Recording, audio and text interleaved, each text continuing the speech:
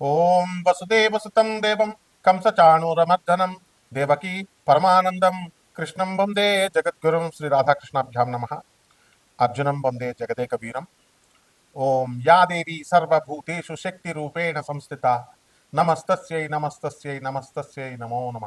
ఓం శ్రీ దుర్గామల్లేశ్వరాభ్యాం నమ. మనకి సప్త చిరంజీవులు ఉన్నారండి భూమి మీద. మనము ఈ సప్త చిరంజీవుల్ని మనము ఈ భూమి మీద మన లైఫ్ టైంలో కలవగలుగుతామా కలవలేమా అన్నది టాపిక్ ఇక్కడ. ఇప్పుడు మనకి 14 లోకాలు ఉన్నాయంటారు. 14 లోకాలకి మరి రసాతల, అతుల, సుతల, రసాతల ఇలా 14 లోకాలు భూమి మీద లేకుండా ఎక్కడో పైన, భూమి పైన 7 లోకాలు, భూమి కింద 7 లోకాలు, అవంతా కూడా చెబుతారు. మా పండితులు అదే చెప్తారు, ఉన్నాయని చెప్తారు. మహాభారతంలో చెప్పబడి ఉన్నాయంటారు, మహాసంకల్పంలో ఉందంటారు, అన్నీ బాగానే ఉన్నాయి. మళ్ళీ అట్ ద సేమ్ టైం ఏమని చెప్తారు, ఇవి మైథలాజికల్ స్టోరీస్, పురాణ గాథలు అంటారు. రాముణ్ణి, కృష్ణుడిని, రాముడు పురాణ దేవుడా, కృష్ణుడు పురాణ దేవుడా, రియల్ టైం దేవుడు. అలాగే శ్రీరామచంద్ర ప్రభు యొక్క ప్రేమకు పాత్రుడయ్యాడు ఆంజనేయ స్వామి. ఆయన ఎవరండి, దేనికి సింబల్ అంటే స్ట్రెంగ్త్, మనలో ఉన్నటువంటి శక్తికి, మనలో ఉన్నటువంటి భక్తికి నిదర్శనం శ్రీమద్ ఆంజనేయ స్వామి. మనము ఉన్నాం. ఆయన ఒకడే రాముడిని పట్టుకున్నాడు, ఆ రామపాదాలనే నమ్ముకున్నాడు. మనం గంటకు ఒక గురువుని మారుస్తాం, గంటకు ఒక దేవుని మారుస్తాం. ఇంకా మనకు సప్తరజ చిరంజీవులు ఏం దొరుకుతారు. అలాగే అశ్వత్థామ, అశ్వత్థామ తెలుసు కదా, మహాభారతంలో ద్రోణాచార్యుల వారి కుమారుడు. ఉపపాండవుల్ని చంపేస్తాడు. మొత్తం నిద్రిస్తున్నటువంటి ఉపపాండవుల్ని చంపేస్తే శ్రీకృష్ణుడు ఎక్కడైనా ఏమైనా చెప్పిస్తాడు. విచిత్రం ఇక్కడ అశ్వత్థామ విషయంలో, ఒరే నాయన నీకన్నీ రోగాలు వచ్చేయాలా, రోగాలంతా కూడా ఈ కొండ పెంకు ఉంటుంది కదా, తామర వస్తే ఇలా గీక్కుంటాం, సోరియాసిస్, తామర, ఇలాగా అలాంటి రోగాలు వచ్చేయాలా, చీము వచ్చేయాలి నీకు అని, నాకు చావు ఎందుకు అందరూ రాకూడదని కోరుకుంటాం కదా, నాకు చావు ఎందుకు రావడం లేదా అని నువ్వు బాధపడేలాగా ఇమ్మోర్టాలిటీ, నీకు శాశ్వతత్వాన్ని, నిత్యత్వాన్ని చేస్తున్నాను, కృష్ణ నన్ను చంపేసేయి అని చెప్పేసి, లేదా యమధర్మరాజా నన్ను మృత్యువుని అడుక్కుంటావు అని చెప్పి ఆయన ఒక సప్త చిరంజీవిని చేసేసాడు. ఇక కృపాచార్యుడు ఉన్నాడు. ఆయన ఎవరండి, ఈ కౌరవులకి పాండవులకి గురువు ఆయన. కాబట్టి కృపాచార్యుడు కనుక ధనస్సు పట్టుకుంటే ఆ శివుడు కూడా జయించలేడు అన్నంత పరాక్రమంగా వర్ణిస్తారు కవులు. అది అంత వీరత్వం. శివుణ్ణి ఎవరన్నా మనం జయించకుండా శివుణ్ణే ఆపేసేంత శక్తి ఉంటుందా ఇంట్లో, కానీ అంశాలు అనమాట చెప్పడం అలా.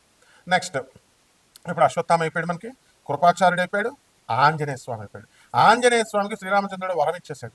ఆయన శక్తికి భక్తికి మెచ్చుకొని, నాయనా హనుమ, శాశ్వతంగా నువ్వు చిరంజీవి అయిపో, భూమి మీద ఉండు నువ్వు, మరి తర్వాత నువ్వు ఏం చేయాలండి, ఎక్కడికి వచ్చేసేయాలా, నువ్వు బ్రహ్మం, నవమ బ్రహ్మం అయిపోతావు అని చెప్పేసి వరం ఇచ్చేసాడు ఆంజనేయ స్వామికి.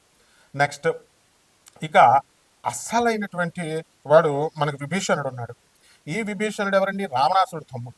ఏమండి వారు ఊరినే ఇస్తారా వరాలు చెప్పండి. విభీషణుడు నిజాయితీకి మారిపోయారు. తన అన్నకి చెప్పాడు, నాయన పాండవులు అదే మన వీళ్ళంతా తప్పు చేశాడు, శూర్పణఖ మనం మనం శ్రీరామచంద్ర ప్రభువుకి మనం శరణ వేడాలి అని చెప్తాడు. మంచి మార్గాల్ని, రైటియస్నెస్ అని చూపించాడు. కాబట్టి విభీషణుల వారికి భూమి మీద శాశ్వతత్వాన్ని ఇచ్చారు. ఇక మహాబలి, బలి చక్రవర్తి తెలుసు కదా, ప్రహ్లాదుడి యొక్క మనవడు. ఆయన దానం గుణంలో ఇంకా ఆయనకు తిరుగులేదనమాట. కాకపోతే కొంత గర్వం ఉండిపోయింది. సో అందువల్ల నేను దానం చేస్తున్నాను అని చాలా మంది గొప్పలు చెప్పుకుంటారు చూడండి, అస్సలు చెప్పుకోకూడదు అనమాట. కుడి చేత్తో చేసిన దానం ఎడం చేత్తో తెలియకూడదు.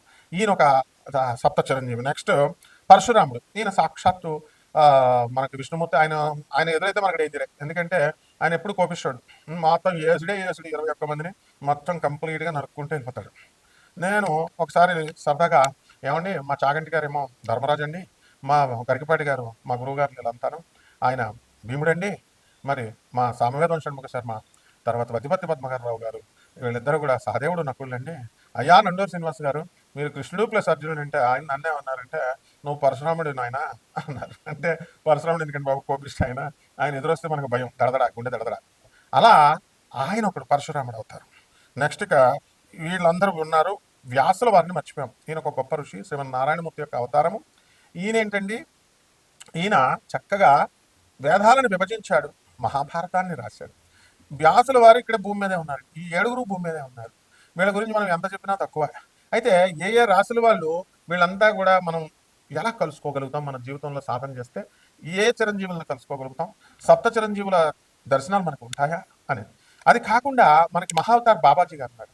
రజనీకాంత్ ప్రతి సంవత్సరం వెళ్ళి మరి ఈయన్ని కలుస్తారు, మహావతార్ బాబాని అని చెప్తారు, వెళ్తారు. అది నిజం కూడా.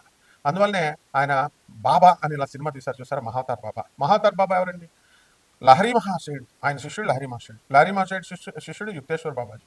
మేషరాశి, ఈ మేషరాశి వారికి అందరికీ కూడా మనకి విభీషణుని చూసే అదృష్టం మీకుంది మీ జాతకంలో. మహావతార్ బాబాజీని చూసేటటువంటి అవకాశం మీకుంది. అయితే ఈ రాశి వారికి ఈ 2026 సంవత్సరం అంతా కూడా కంప్లీట్గా మీకు ఏలినాటి శని జరుగుతుంది కాబట్టి ఆర్థికంగా డబ్బులు పిచ్చపిచ్చగా వస్తాయి.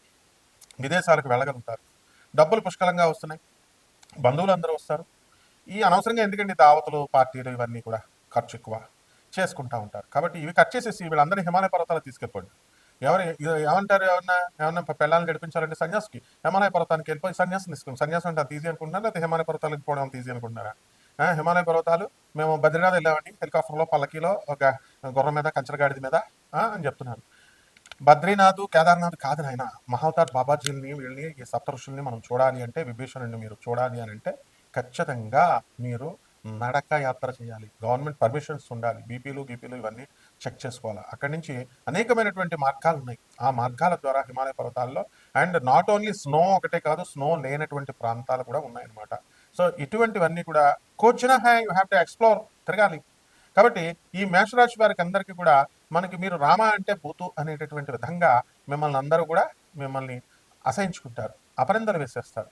భార్యలు భర్తలను వదిలేస్తూ ఉంటారు. భర్తలు భార్యను వదిలేవారు ఇదివరకు ట్రెండ్. ఇప్పుడు భార్యలే భర్తలను వదిలిపడేస్తూ ఉంటారు. కాబట్టి ఇలాంటివన్నీ కూడా, ఏమండి మేము ఒక ఆయన ఫోన్ చేశాడు నాకు, ఏమండి మీరు చెప్పినవన్నీ నా జీవితంలో ఎగ్జాక్ట్గా ఒక అమ్మాయి నా జీవితంలోకి వస్తుంది అన్నారండి. వచ్చిందండి. మరి వస్తుంది, వెళ్ళినట్స్ అని మరి నువ్వు జాగ్రత్తగా చేసుకోవాలి. ఇటువంటి వాళ్ళకి ఆల్టర్నేటివ్గా మీరు ఈ యొక్క అనవసరంగా డబ్బులు ఖర్చు పెట్టి ఇప్పుడు మీరు తీర్థయాత్రలు అనేటటువంటిది ఎలాగైపోయిందంటే అమ్మ, తీర్థయాత్రలు ఏదో సరదాగా వెళ్తున్నాం, ట్రైన్లో వెళ్తున్నాం, ఎంజాయ్ చేస్తున్నాం, బస్సులో వెళ్తున్నాం, ఫ్లైట్స్లో వెళ్ళొచ్చేస్తున్నాం, యాంత్రికమైపోయింది. వెళ్ళిపోయి ఎంజాయ్ చేసుకొచ్చి దేవుని బ్లాక్మెయిల్ చేసేస్తున్నాం. ఇది తప్పు. అసలు దేవుడు రమ్మనడం మిమ్మల్ని చెప్పండి. కానీ స్పిరిచువల్ మాస్టర్స్ తప్పకుండా రమ్మంటారు. వాళ్ళ ఆజ్ఞ ఉంటేనే మీరు వెళ్ళగలుగుతారు. కాబట్టి మీరు చేయాల్సింది ఏం చేయాలి అనేటటువంటిది మనము కంపల్సరీ రెమెడీస్ లాగా మనం చేసుకోవాలి.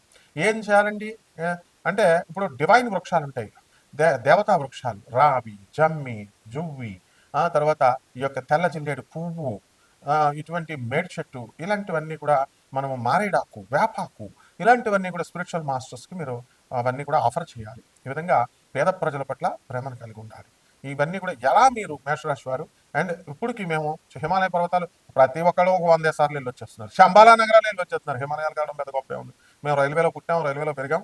మేము అవన్నీ ఇంత బేబీ వయసు నుంచి ప్రభాత్ రంజన్ సర్కార్ గారి వరల్డ్లో మేము పెరిగినటువంటి వాళ్ళం. మా గురువు గారి దగ్గరికి రామకృష్ణ పరమహంస గురువు అయినటువంటి తోతాపురి వచ్చారు. వరల్డ్ అంతా తెలుసు ఆనంద మార్గ ఆశ్రమంకి, వరల్డ్ అండ్ రామకృష్ణ మిషన్ వాళ్ళగా తెలుసు.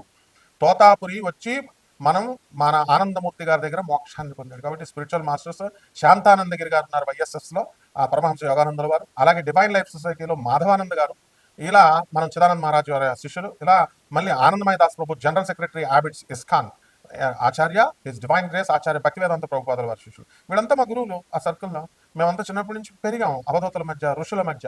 కాబట్టి అథెంటిక్గా మీ అందరికి అవకాశం ఉంది. మీ కష్టాలు అంతేగాని పంతులు గారికి చెప్పుకుంటే ఏమవుతుంది చెప్పండి? వాళ్ళు ఏమన్నా స్పిరిచువల్ మాస్టర్సా? జ్యోతిష్కులకు చెప్పుకుంటే ఏమొస్తుంది చెప్పండి?